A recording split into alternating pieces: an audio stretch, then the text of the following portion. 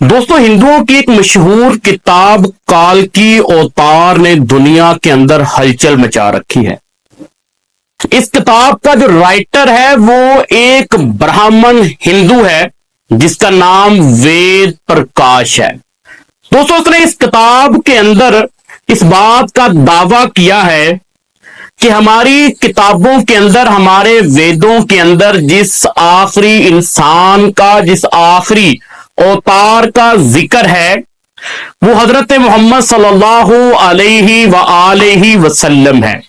दोस्तों, अगर ये किताब किसी मुसलमान ने लिखी होती, शायद ये किताब बैन हो चुकी होती, क्योंकि इसको लिखने वाला एक हिंदू ब्राह्मण पंडित है। उसने इस किताब के अंदर जो हवाला जात दिए, इस किताब को लिखने के बाद उसने 8 बड़े बड़े ब्राह्मण पंडितों को वो किताब पेश की। जब उन्होंने उसके ऊपर तहकीक की, तहकीक मुकम्मल करने के बाद उन्होंने कहा कि इस किताब के अंदर जो हवाला जात दिए गए हैं वो दुरुस्त हैं और मुस्तनद हैं।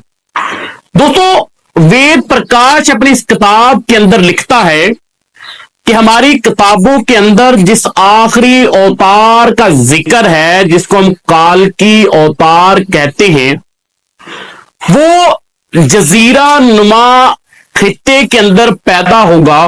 तो नबी करीम सल्लल्लाहु अलैहि वसल्लम भी अरब जजीरे के अंदर पैदा हुए। कहा कि हमारी किताब के अंदर आखिरी अवतार के वालिद का नाम विष्णु भक्त और वालदा का नाम असोनिब है। ये संस्कृत जबान के 2 लफ्ज हैं, जिसका मतलब विष्णु जो संस्कृत जबान के अंदर अल्लाह कहा जाता है और भक्त का मतलब बंदा। तो उसने कहा इसका मतलब है कि ये दोनों लफ्ज अब्दुल्ला बनता है, और मां सोनब जो है संस्कृत जबान के अंदर अमन को कहा जाता है और अरबी जबान के अंदर इसका मतलब आमना बनता है।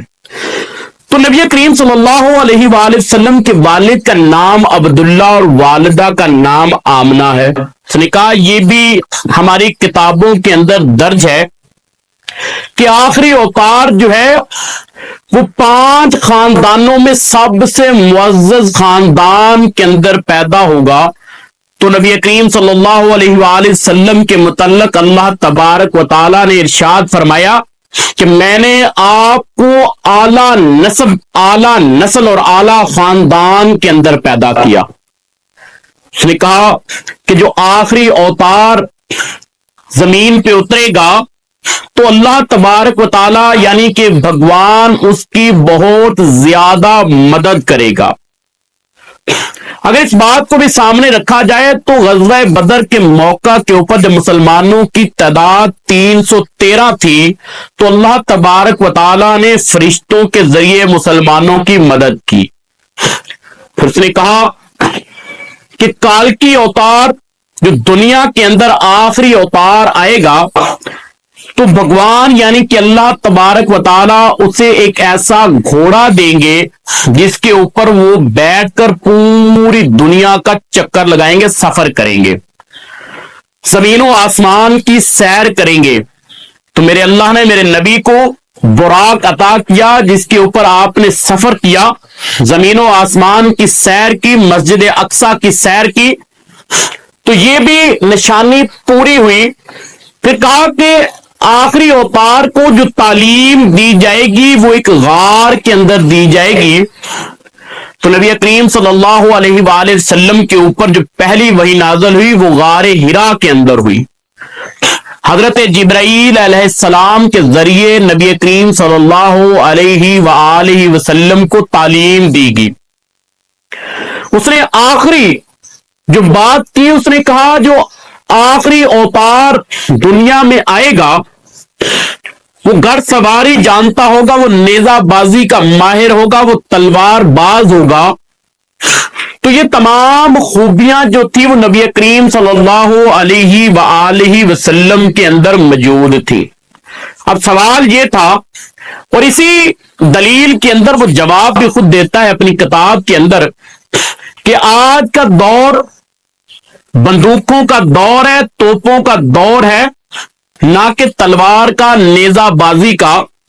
اس کا مطلب ہے وہ آخری اوتار حضرت محمد صلی اللہ علیہ وآلہ وسلم ہیں جو دنیا کے اندر تشریف لا چکے ہیں، کیونکہ اب کوئی بھی ایسا شخص جو تلوار بازی سیکھے گا، گھڑ سواری کرے گا، ایسا کوئی بھی شخص دنیا کے اندر نہیں آئے گا، کیونکہ یہ گولوں کا دور ہے، توپوں کا دور ہے۔ اس نے کہا ہندوؤں کو صرف اب اتنا کرنا ہے کہ انہیں دین اسلام کو قبول کر کر ان کی تعلیمات کے اوپر عمل کرنا ہوگا، کیونکہ وہ جس آخری اوتار کا انتظار کر رہے ہیں وہ آخری اوتار نبی کریم صلی اللہ علیہ وآلہ وسلم ہے۔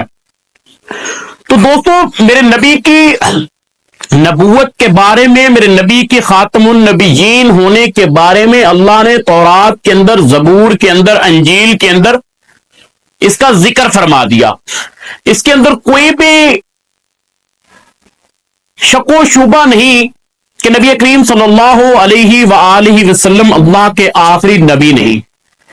اگر دوستو آپ کو یہ معلوماتی ویڈیو اچھی لگے تو دوستوں کے ساتھ ضرور شیئر کیجیے گا۔ السلام۔